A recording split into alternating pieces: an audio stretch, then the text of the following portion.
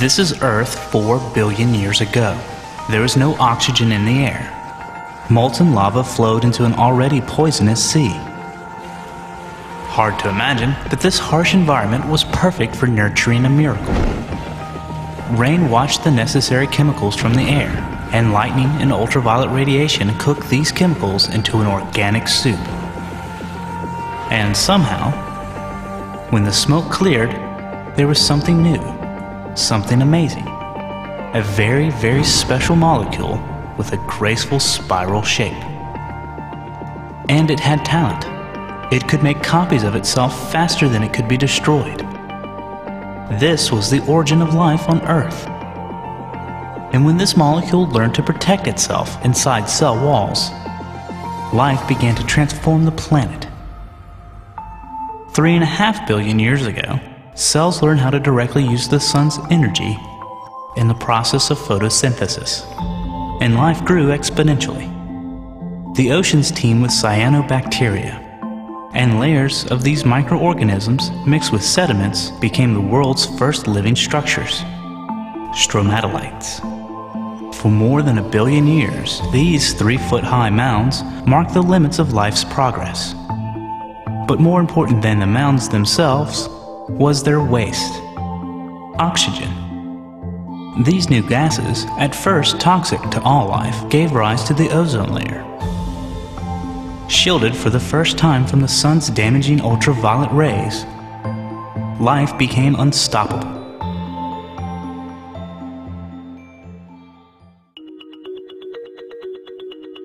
One and a half billion years ago, the cell developed an additional membrane to protect its genes, a nucleus.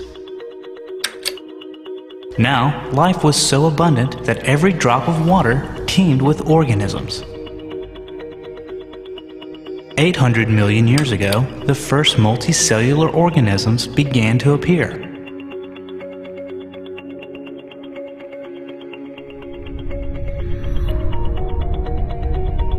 For a while, multicellular animals just meant collections of identical cells.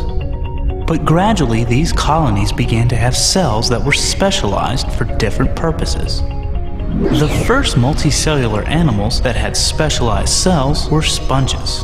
Some of the cells pumped water, and some filtered out tiny bits of food.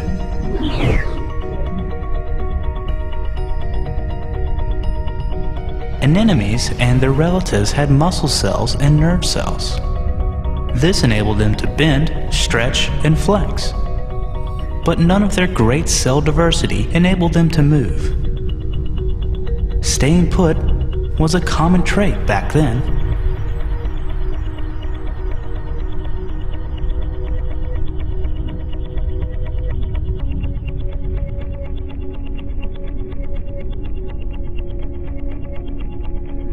"600 million years ago, an ancient worm was the first animal to develop a centralized nervous system.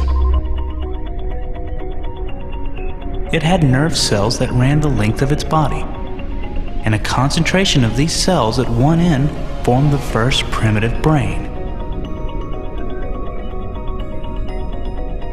In fact, this was the first animal with a head, and light-sensitive cells in that head were the world's first eyes. It could recognize both the direction and intensity of light.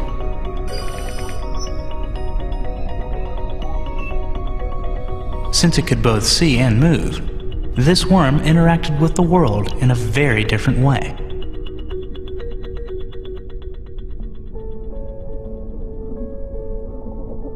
For 100 million years, sponges, anemones, and flatworms dominated the ocean.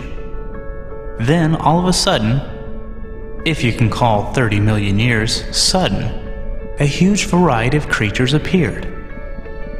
This event is called the Cambrian Explosion. Here is a stunningly developed marine worm. In the course of the Cambrian Explosion, competition for food caused both predator and prey to become extremely sophisticated. This is the top predator of that period, a terrifically capable hunter. The Cambrian was a very dangerous time.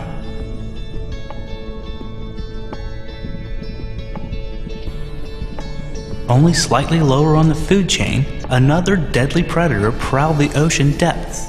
This one had 5 eyes on top of its head and a single extendable claw it used for hunting.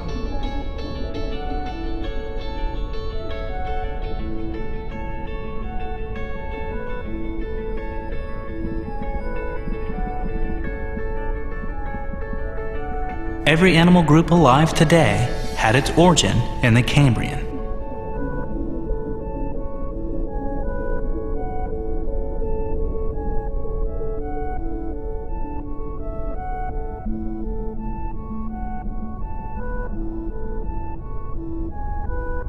The first fish appeared more than 500 million years ago, a predecessor to mankind's own group, the chordates.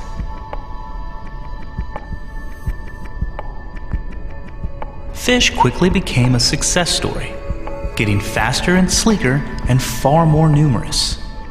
They developed bony spines and, crucially, jaws with teeth.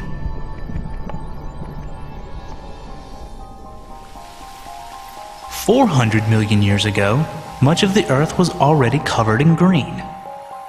Plants had colonized fresh waters and spread onto land. Once they were established, animals soon followed. Centipedes were among the first land creatures. They developed simple lungs and skin that retained vital water.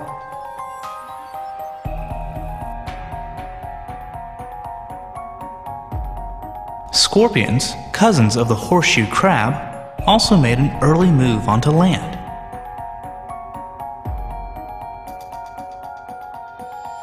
Their line of 8-legged predators has spread far and wide since then.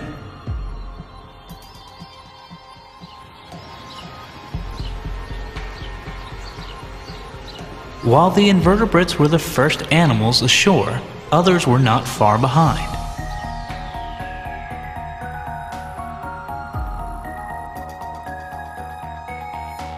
Fish penetrated weed-choked lagoons. Using limb-like fins, they pushed their way through the tangle to stalk their prey.